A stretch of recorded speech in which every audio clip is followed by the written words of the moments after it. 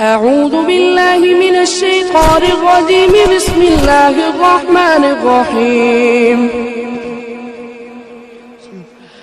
الرحمن علم القرآن خلق الإنسان علمه البيان. الشمس والقمر بحسبان والنجم والشجر يسجدان والسماء رفعها فوضع الميزان فلا تطغوا في الميزان وأقيموا الوزن بالقسط ولا تخسروا الميزان والأرض وضعها للأنام فيها فاكهة والنخل ذات الأكمام والحب ذو العصف والريحان فبأي آلاء ربكما تكذبان. خلق الإنسان من صلصال كالفخار وخلق الجان من مارج من نار فبأي آلاء ربكما تكذبان.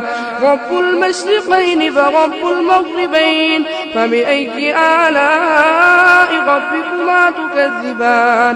مرج البحرين يلتقيان بينهما برزخ لا يبغيان فبأي آلاء ربكما تكذبان.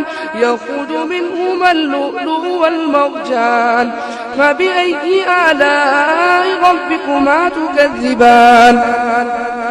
وله الجوار المنشآت في البحر كالأعلام فبأي آلاء ربكما تكذبان.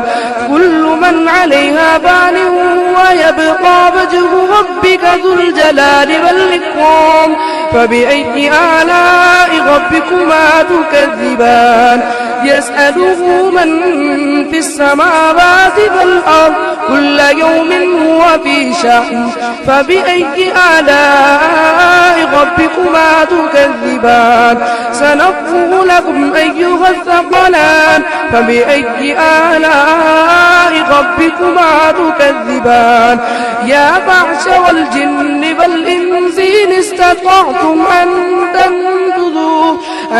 تنفذوا من أقطار السماوات والأرض فانفذوا لا تنفذون إلا بسلطان فبأي آلاء ربكما تكذبان.